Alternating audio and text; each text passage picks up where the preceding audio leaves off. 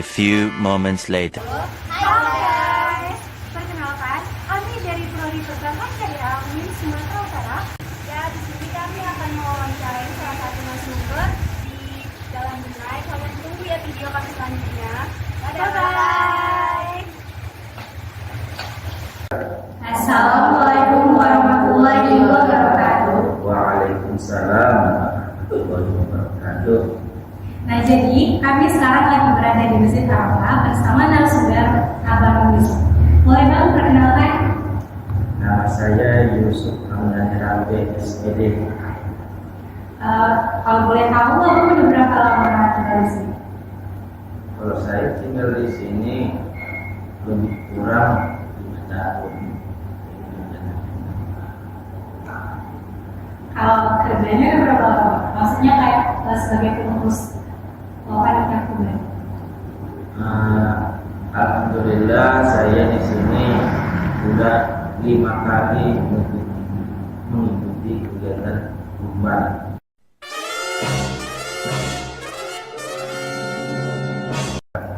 Nah, jadi tujuan kami datang ke sini untuk mewawancarai Abang mengenai tentang wakala. Nah, sebelumnya, apakah Abang mengetahui apa itu wakala? Sedikit banyaknya yang saya ketahui mengenai wakala adalah sebuah konsep administrasi yang diberikan dari wakil namanya pada wakil yang diberikan itu apa mandatnya apa adalah kalau di dalam kepolisian ini berupa SPT namanya SPT surat tugas dari kantor mengutus menugaskan polisi untuk turun ke jalan apa ini Manila. Tapi kalau di dalam administrasi ini kita kaitkan ke masjid kan, karena kalian datangnya ke masjid. Mungkin wakala ini bisa kita ambil contoh adalah seseorang yang datang untuk berinfak memperbaiki masjid, tapi karena keterbatasan waktunya, karena keterbatasan kemampuannya, dia tidak paham apa yang diperbaiki, kasih waktu kepada urus masjid. Nah, mungkin sedikit banyaknya yang saya ketahui tentang wakala ataupun apa namanya perwakilan kayak gitulah. Nah, tadi kan Abang sudah menjelaskan bahwa sebenarnya wakala itu salah satu bentuk berislam. Kalau kami itu memiliki kesini itu datang itu. Pasti sebetulnya itu salah satunya juga dari wakala. Jadi Bang, setiap tahunnya apakah ada orang yang berkurban itu mengajukan wakala tersebut? Ya jelas ada. Kenapa demikian? Rata-rata yang berinfak ini orang yang berkorban ini adalah orang yang berkecukupan. Mungkin dia terlalu sibuk dengan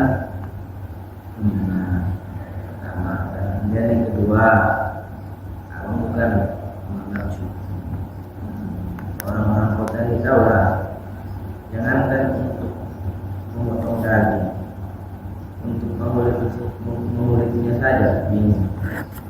Jadi kayak mana lah orang-orang yang berkorban itu hanya sekedar memberikan duit, kemudian pengurus masjid yang akan membelanjakan daging tadi, duit tadi ke berupa sapi. Itu kan nggak termasuk wakala. Dikasih duit dipercayakan kepada wakil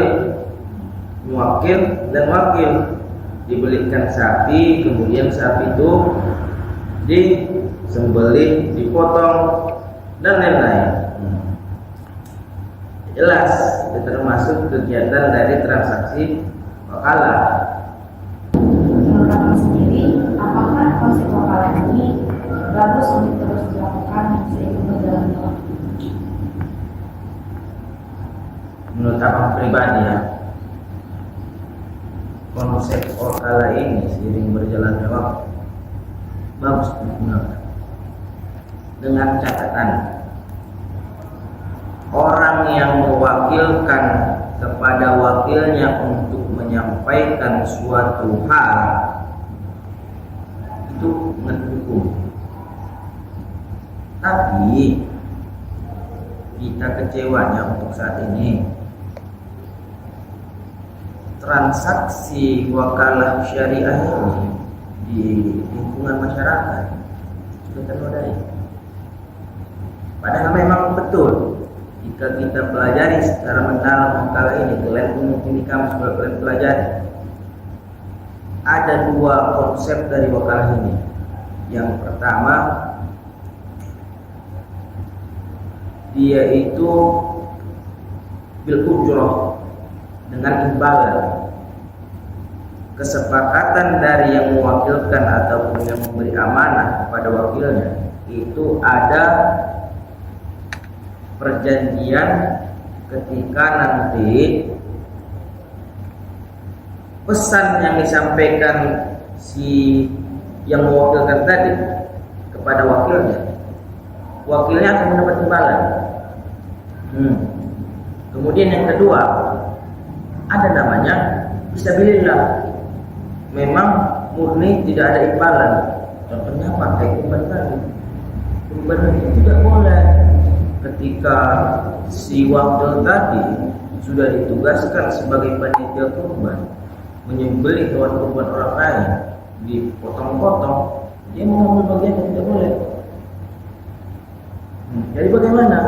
Apakah memang ia tidak boleh membawa kurban tadi untuk dimasak kepada keluarga? Boleh, dengan catatan daging yang diambil itu adalah daging yang memang sesuai porsinya untuk dibagikan kepada masyarakat. Kemudian kedua, mungkin ada amanah dari orang yang berkurban, ya ambil dikit, haknya sekitar 1,5 kilo sama, itu tidak masalah. Tadi aku sudah menjelaskan sedikit mengenai apakah panitia kurban itu boleh mengerjakan. Jadi kita nggak akan kasih hukumnya gitu ya buat dalam tentang apakah panitia kurban itu boleh dapat jatah daging dipotong. Yang akan menjelaskan di sini adalah tata cara kami untuk mengambil jalan tengah dari yang ini, masuk juga hukumnya nanti. Jadi kayak mana dalam Islam? Ketika memang jelas tidak boleh panitia kurban itu mendapatkan upah. Ingat, upah kerjanya dari daging kurban tadi. Apakah ia tidak boleh mendapatkan sama sekali? Boleh. Yang pertama tadi, yang diambilnya tidak lebih. Kemudian yang kedua apa? Yang mengkurbankan senjata adalah kesepakatan, itulah contohnya.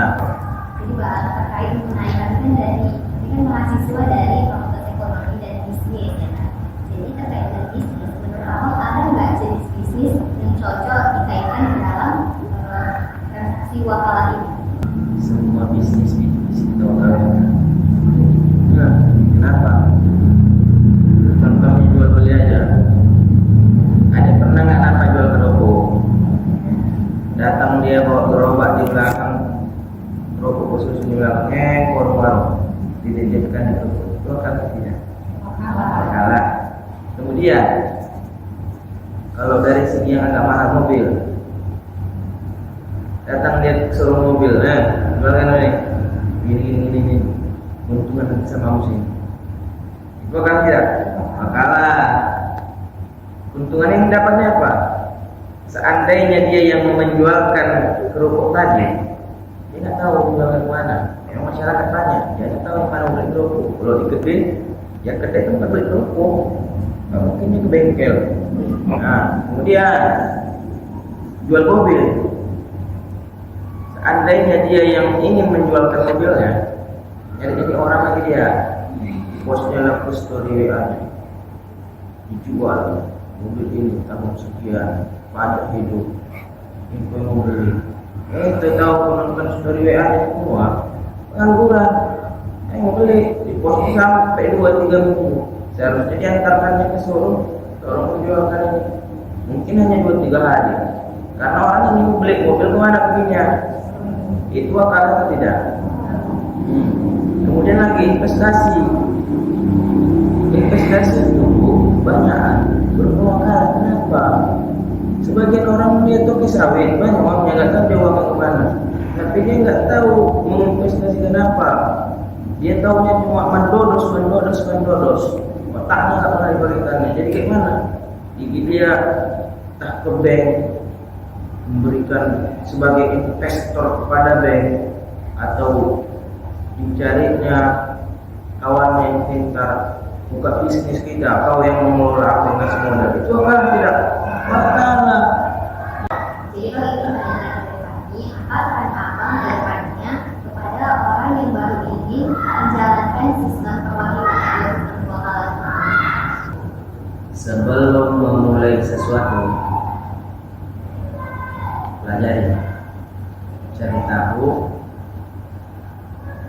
kenapa.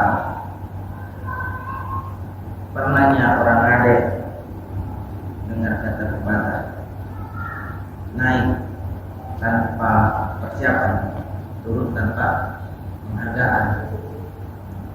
Biasanya orang yang memulai sesuatu tak dipelajarinya terlebih dahulu, tak dipersiapkannya terlebih dahulu, itu pasti berakhir runtuh.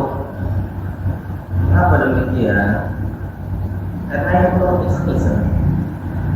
Sedangkan Nabi saja dibilangnya, hadis pertama di kitab Arba'in Nawawi, inna ma'amalu bidyat wa inna ma'alikulli bidyat ma'anama wa man kana hijratuhu ila Allah wa rasulih wa hijratuhu lid dunya yusibuha aw anfa'atin yanfuha. Dia kalau ada seseorang itu berhijrah ke jalan Allah, berhijrah karena Allah, itu Allah pahala. Namun kalau seseorang itu berhijrah kepada dunia, nanti apa? Itu dikasih Allah, tak dikasihnya pahala. Jadi kalau kita tak berniat, tak serius, tak mempersiapkan, ya Allah pun mengasih bercanda. Seandainya pun ada orang yang iseng-iseng berhadiah, berarti itu hobi dia. Ini teman-teman